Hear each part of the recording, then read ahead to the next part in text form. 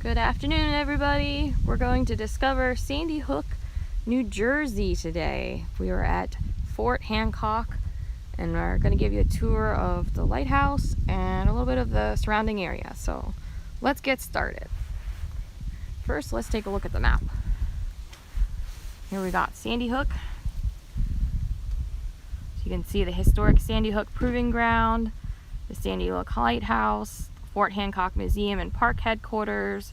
You also have the U.S. Coast Guard, an observation deck, 9-gun battery, North Beach, Gunnison Beach, Guardian Park. They've got different trails and stuff, as you can see. And moving down, you got Horseshoe Cove, you got the Atlantic Ocean, you got a fishing beach, ranger station, South Beach Area E, Sandy Hook Visitor Center, Super Mesiti Cove, Skeleton Hill Island. I didn't know there was an island. South Beach D, South Beach C, Plum Island, South Beach B, and then there's where we entered. Across the river here down at the Navesink River, and then you go through the Fee Plaza. Right now there's no fee because it's the off season. So they got some pretty cool beaches. So here we got information stretching off the northern tip of New Jersey shore. The 1,650-acre Sandy Hook Peninsula preserves 6 miles of ocean beaches enjoyed by more than 2 million visitors a year, but there is much more. Beyond its well-known beaches and sand dunes, salt marshes extend to Sandy Hook Bay. These coastal environments support an array of wildlife, including more than 300 species of migratory and native birds. Offshore, and dozens of fish species and other aquatic life thrive in these waters.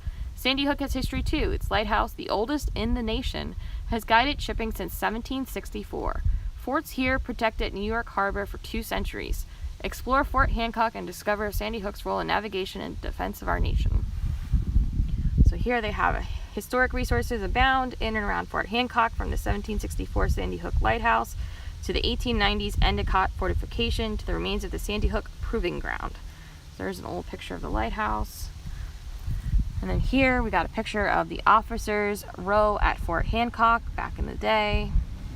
Bird watching is best along the old Dune Trail, Super Mesiti Cove, Horseshoe Cove, and around Fort Hancock. You can also find bluefish, striped bass, flake, flounder, as well in the ocean and bay waters. Fishing is permitted at all beaches except those reserved and guarded for swimming. So here we go. We're going to go move over to the lighthouse here. Lighting the way.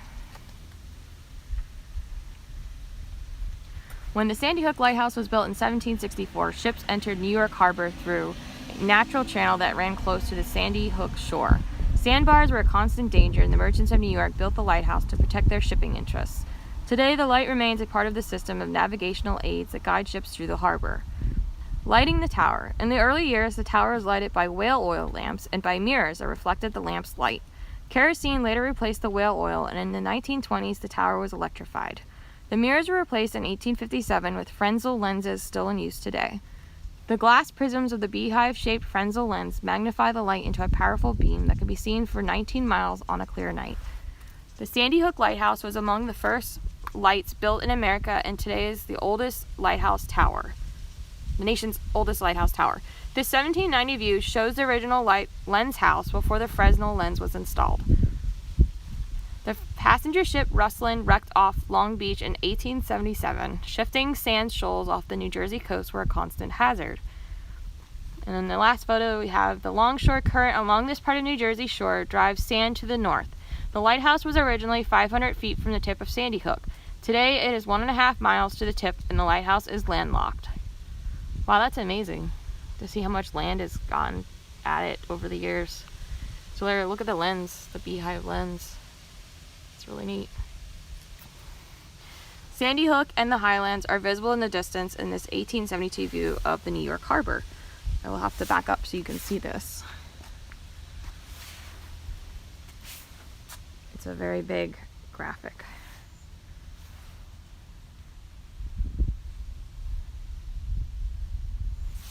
All right, so let's go take a walk.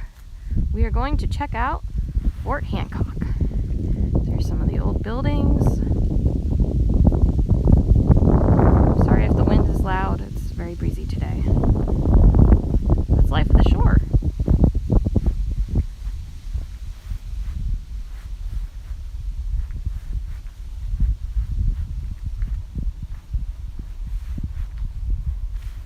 So there's our first view of the lighthouse.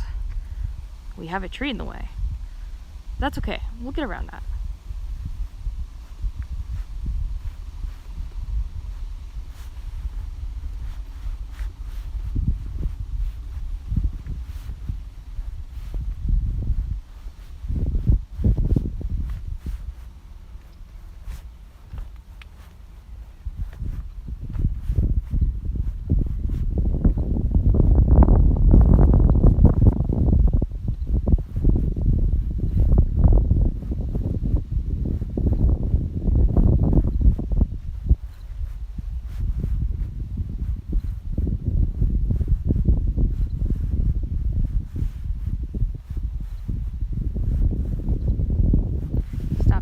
In case you want to take a screenshot.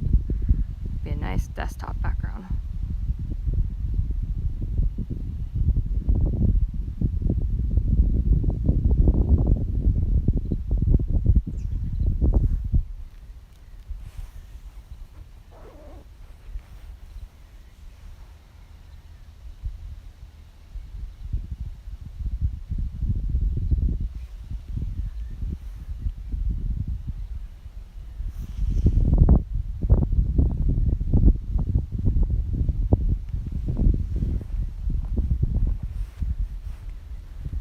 Alright, moving on.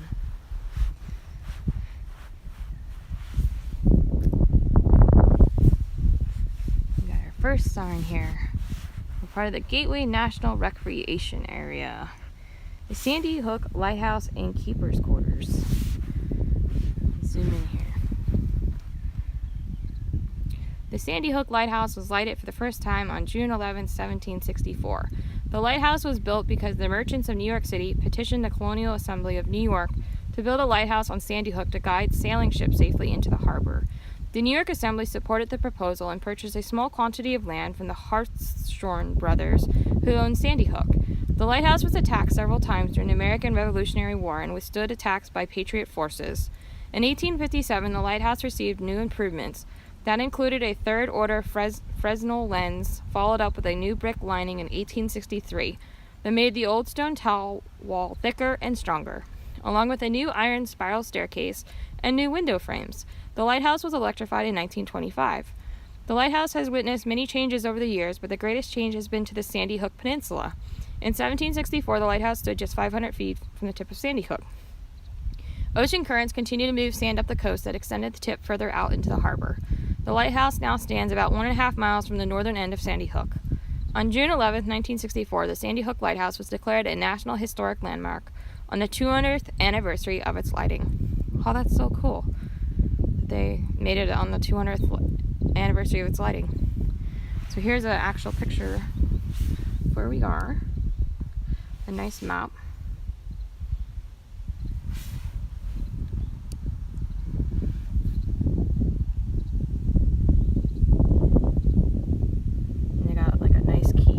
Oh, there's actually a chapel and ferry at number 9. So you can actually take a ferry here, right there. You can take a ferry to New York City, apparently, seasonally. That's really cool.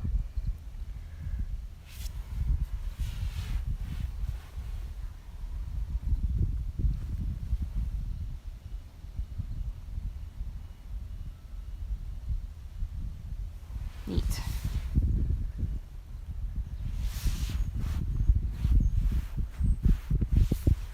We're going to walk along some more. On our right, we got what is called a Mortar Battery at Sandy Hook. We'll take a peek over there at the sign.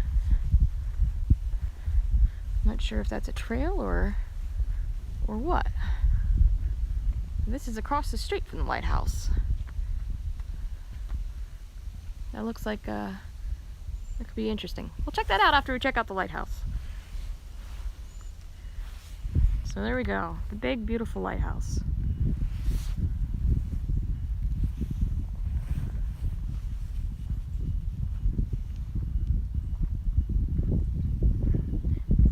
We're gonna grab some photos here really quick.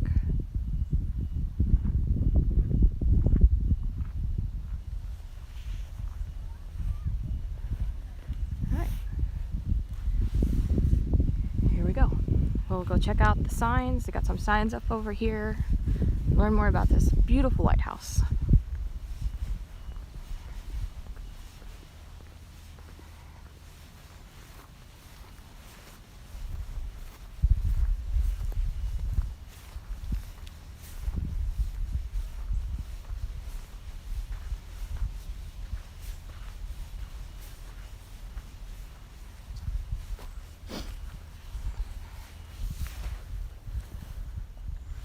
Alright, got a weathered sign here. It says, keeping the light.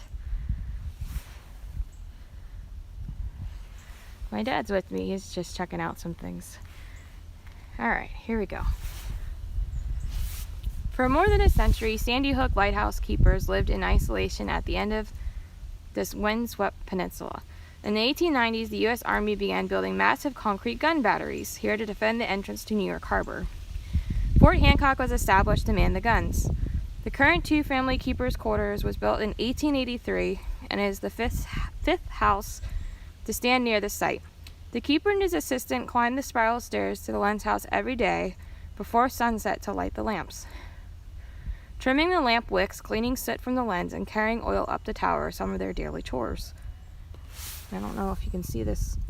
They got some pictures here.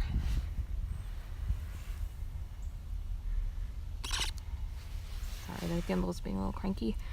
Sandy Hook keeper Samuel Jewell and family around 1899.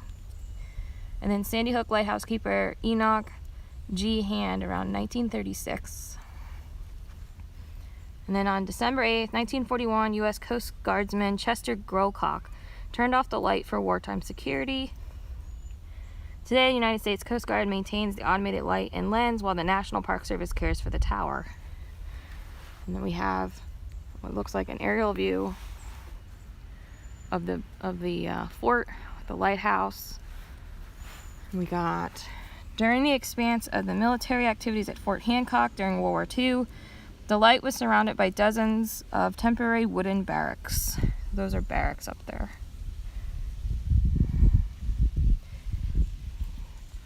Yeah, good afternoon, everybody. Thanks for joining. Giving you guys a tour of Fort Hancock and the amazing lighthouse, which is the oldest lighthouse in the nation. So we'll walk down this way. Show you the base of the lighthouse up to the top, and then we'll walk up to the top of the building. There's one of the sheds. It says Lighthouse Video. I'm guessing that's security video. But here we go. Starting from the bottom. Oh no, the gimbal's being cranky.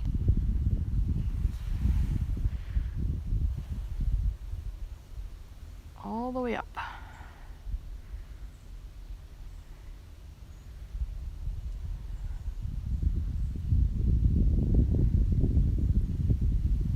So there's not a lot of windows. We got one on the bottom, and then one there, one there, one there, and then you're all the way up.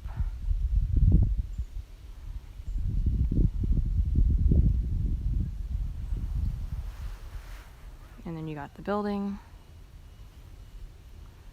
We'll walk around this way, see what else is over here.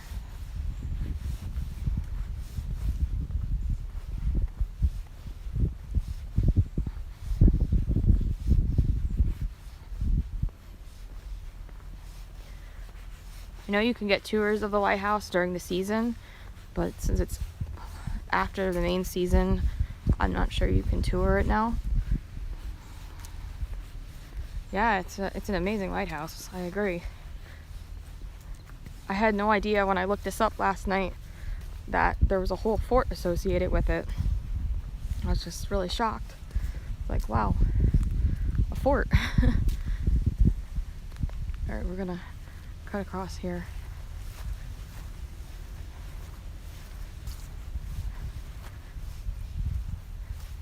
Yeah, there's lots of old buildings. You're like, just look at the roofs. I mean, these buildings are huge. There's so many of them. If you look between those two buildings right there, that's actually the bay out there. Right over that's the bay. And then you got some more buildings over here. So that's pretty neat.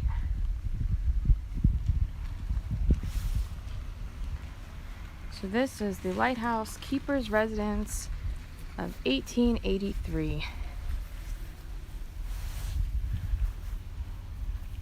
Number 84. It's pretty neat. 84A. So I wonder if there was 84B. There was a sign over here, so let's go check this out. And then we'll go check out the Mortar Battery.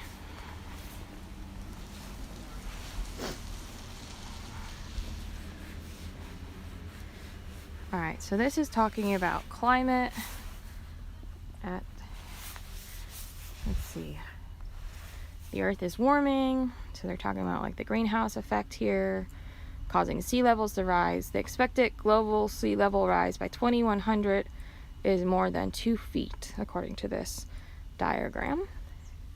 If you want to learn more, you can visit the website at the bottom. And they show a glacier here, which is kind of cool. They show 1907 to 2004. It's a glacier in Alaska. And then we got another one over here talking about how it affects the different wildlife habitats. And they're talking about how they're doing some green activities to help reduce their impact. So here we got the wildlife that are threatened. We've got the red knot, the piping plover, sea beach amaranth, oyster catcher, black skimmer, black crown heron, diamondback terrapin, horseshoe crab, and the least tern. And then down here we got sea level scenarios. Talking about like the wetlands and the holly forests that they have, that they'll get endangered if the seas keep rising. So that's kind of interesting. So alright, that's pretty neat. Oh, there's one more sign over here I missed. And then we're gonna head on over to the barrack, to the Mortar Battery. So, it says Sandy Hook Lighthouse for tour, by tour only, 1 to 3:30 Friday through Monday. Sign up inside the park store in the keeper's quarters. The climb is 95 steps and a 9-rung ladder, apparently. So you do have to be able to climb ladders. So that's kind of cool. But unfortunately, they're not open for today. Watch your heads. Oh, look at that. There's deer right there. Do you guys see them?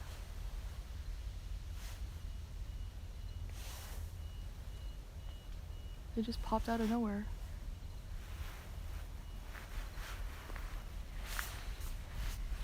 Alright, so we're on a trail right now, apparently. It says Women's Heritage Trail. There's a lot of trails here in the park.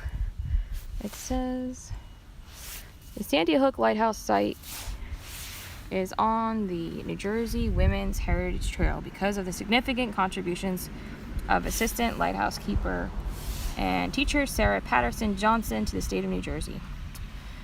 The New Jersey Women's Heritage Trail highlights a collection of historic sites located around the state that represent the significant contributions women made to the history of our state. The Heritage Trail brings to life the vital role of women in New Jersey's past and present.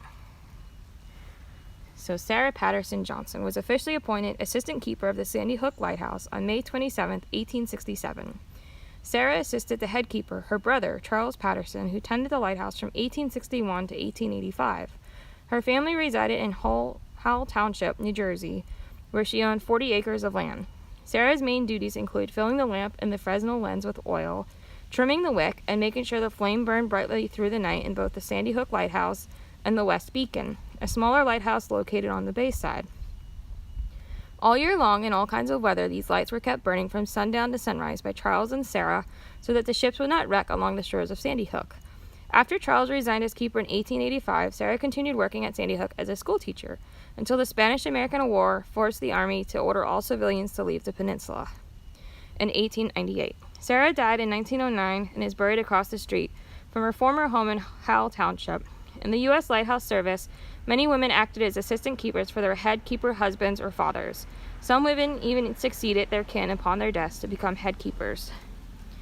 And here they have a quote from her. "I get homesick. I can only look at sand and water here. We can't hardly tell whether it's spring or not, because it's always one thing here. The sand and cedars never change." And there's a picture of her. That's cool.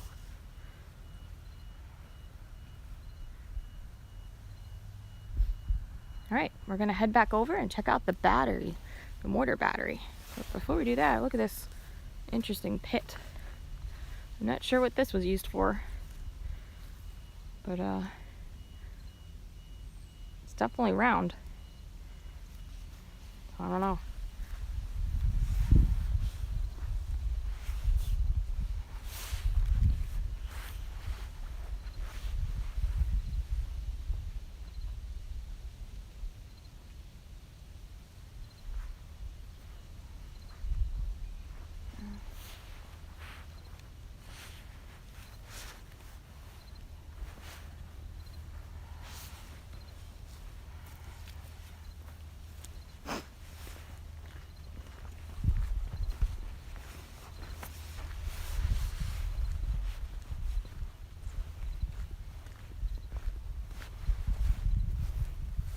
So Dad, did you walk over here?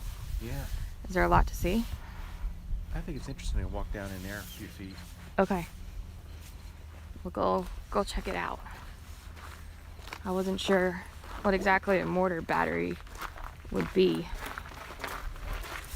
So we'll see. Oh, we got a info sign over here.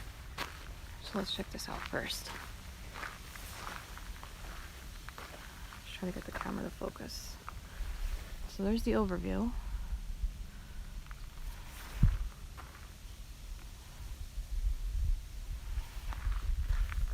No, let's see what it says.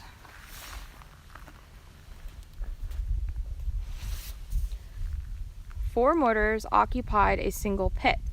With 12 other mortars in a nearby pits, they were designed to fire simultaneously, lobbing 12-inch, 800-pound shells in high arcs to penetrate ships' lightly armored decks. Built in the early 1890s, this was the first battery of its kind in the United States. Here's an old picture. Batteries or forts. Although masonry forts looked intimidating, bristling with cannons, they were no match for the new battleships with their increased mobility and firepower. Gun batteries were a solution. Separate guns in placements of reinforced concrete protected by tons of earth and sand. Camouflaged by dunes and bushes, batteries made smaller concealed targets and provided space to mount a variety of weapons. Coastal batteries were also a less costly defense system than the old-style forts. Here's a picture they showed depicting that. So that's pretty neat.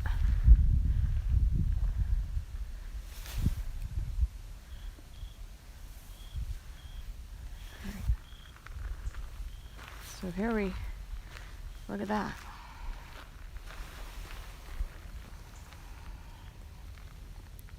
It looks intimidating.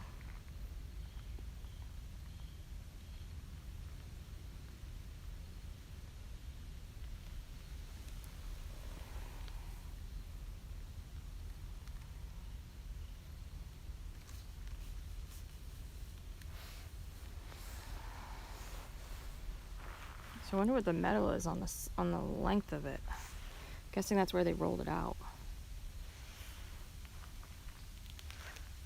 Whatever they were shooting.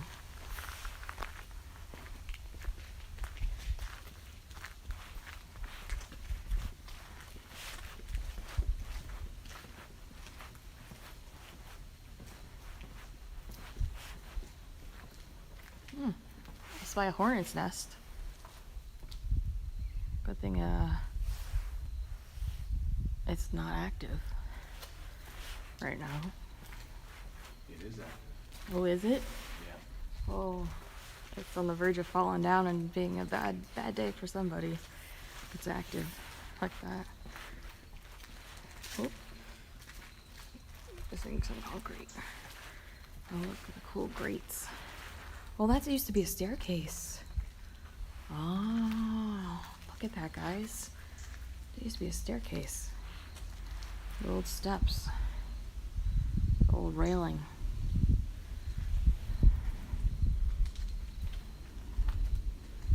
That is really cool.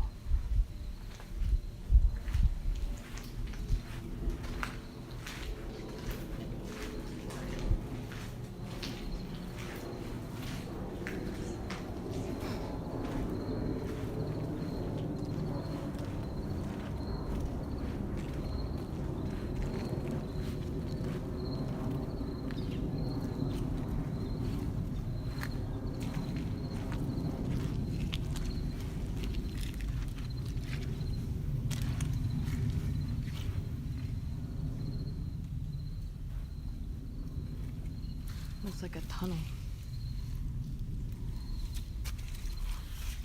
You guys can tell it's a tunnel of some kind. But unfortunately it's locked. This is what it looks like on the inside. It's like a big open area. This is where we walked in.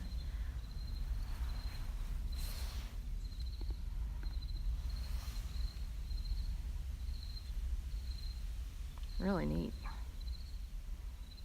I've never seen anything like it.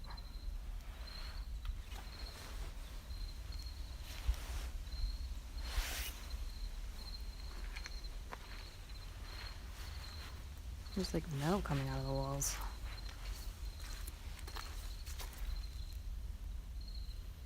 It's interesting.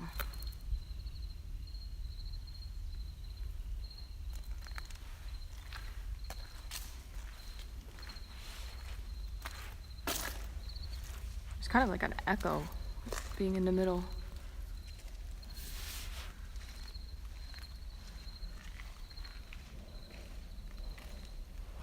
It's amazing.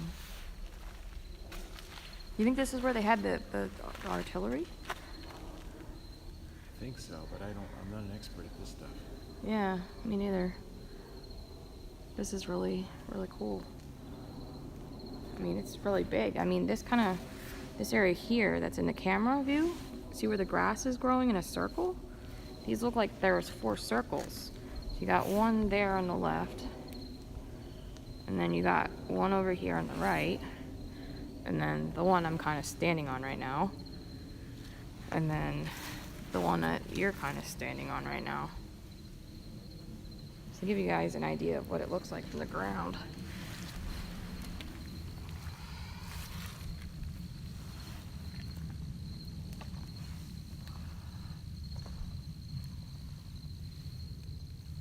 It's kind of interesting.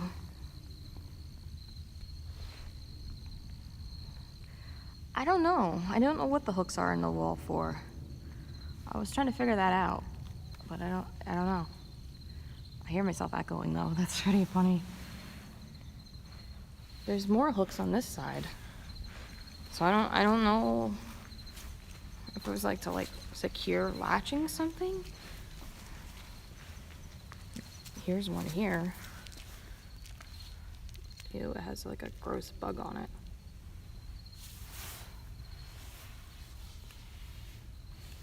I don't know. This one like has them sticking out. They're not all bent against the wall.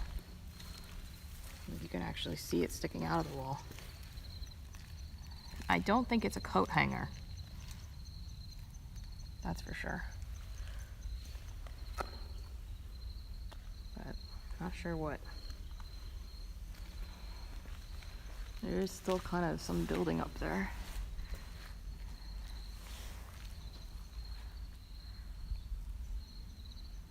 All made out of concrete and metal. Very interesting. I don't know. I don't know if it was for firing squad. Kind of doubt it, but this looks like an old lamp. Like an old lamp socket. Doesn't it? Kind of look like an old lamp socket. I know the glare is horrible. It just kind of looks like it was a lamp. The way it's dug out of the wall like that. And the fact that there's several of them when you go down. There's one there, one down there. I don't know. I almost feel like I should be on a train car. I feel like I'm on train tracks.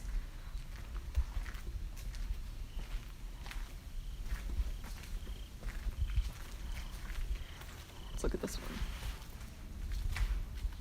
Oh, this one's missing the socket. The other one had a socket. This one doesn't. Interesting.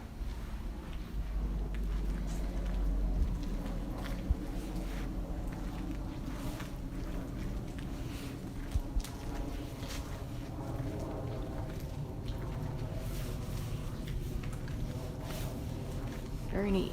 And then there's the last suspected lamp. That one has the socket on it. I don't know what kind of lamps they'd use, but Could be gas. maybe gas lamps? Maybe. And there's the view of the lighthouse. Oh, look at that. Conduit was hung on the walls. Oh, you see evidence of conduits on the wall. Well, there's holes where conduit or pipe would have. Oh. Hey, look at that, guys. The lighthouse fits right between the wall. That's kind of cool.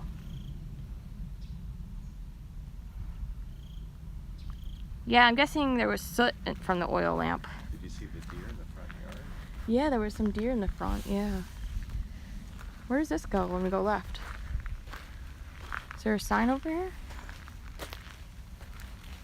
We're going on an adventure, guys. I have no idea where this goes. Just kind of curious what's behind the wall. If anything.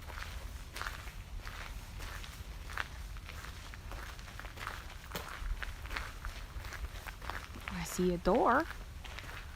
There's a door in the wall, guys.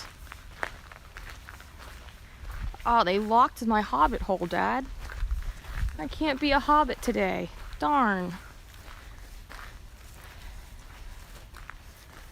So, it looks like we got holes. Some kind of hole. There's actually stuff in there. Why do people throw their trash everywhere? It smells nasty. You have a flashlight? I'm curious what's in there. There's something in there.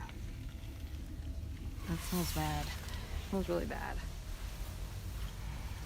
Looks like they boarded off these ones. There. And there. Oh, there's holes up top. Look at that. Pipe, maybe. Or air ventilation, maybe. I can't quite tell. Might be ventilation holes. Well, here's my Hobbit door, guys.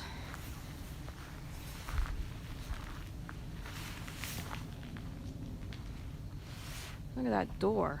That massive door.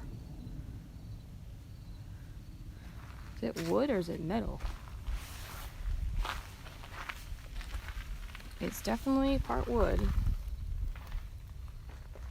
I think it's wood and metal. You can see the different layers up here of the wood.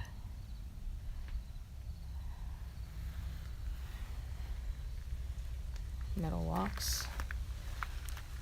Of course, the big chain. Can't really tell what's inside.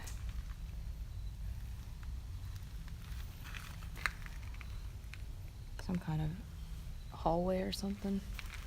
I don't know if you see through the window. Not really.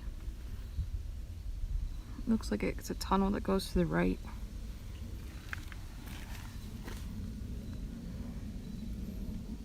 So yeah, interesting.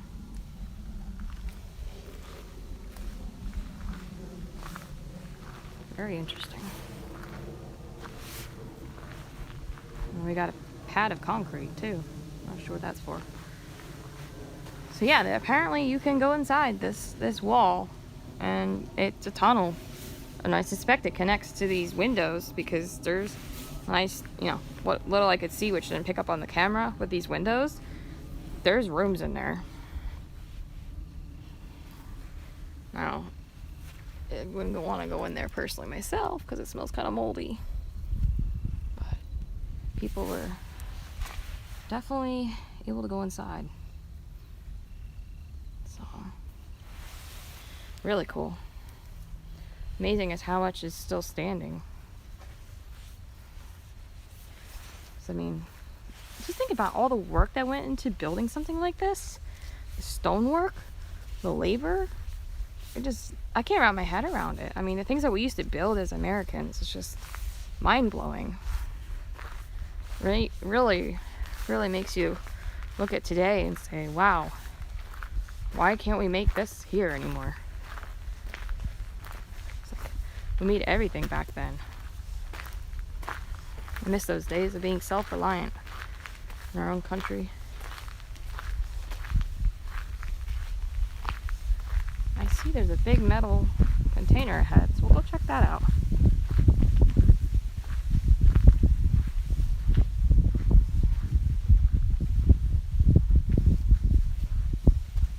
Well, there's another one of those lamps. Suspected lamps.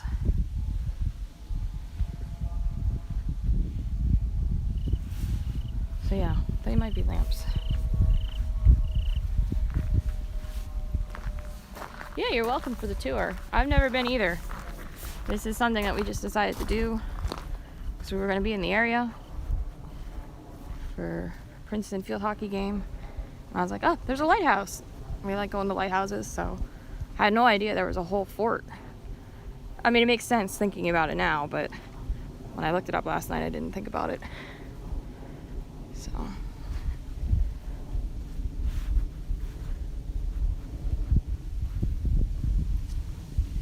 So it looks like some kind of concrete remnant and some really big rusty metal thing. I have no idea what this is. Let's see if there's a sign. It's cracked, really cracked. Whatever it is. Oh, there's some metal in there too.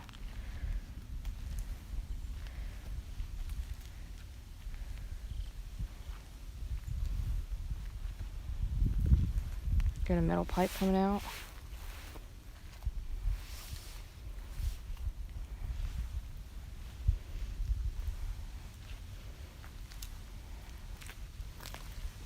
Talk about a metal staple. Look at that. Thing is huge.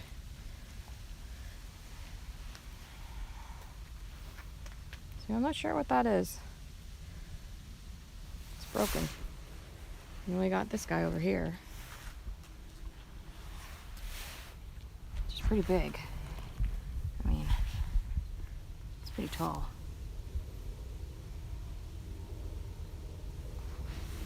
Rusty. Look at the size of the bolts. Big bolts. Right now, it's gone back to nature. Mixed with some indecent human trash, unfortunately. So. Alright, well that's the tour of the battery.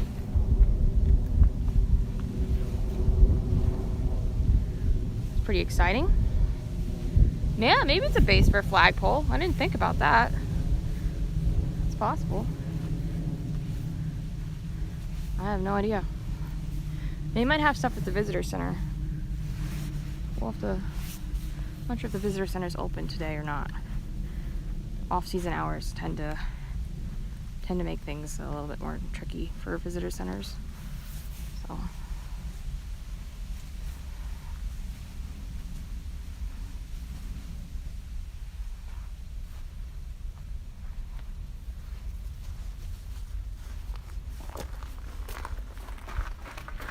We're back out to the lighthouse. Alright guys, we're gonna have to wrap this up because we have to head to our event So thanks for coming along to Hancock. Gosh, my words today aren't working. Hancock. I hope you enjoyed the tour, and we'll catch you later. Have a good afternoon.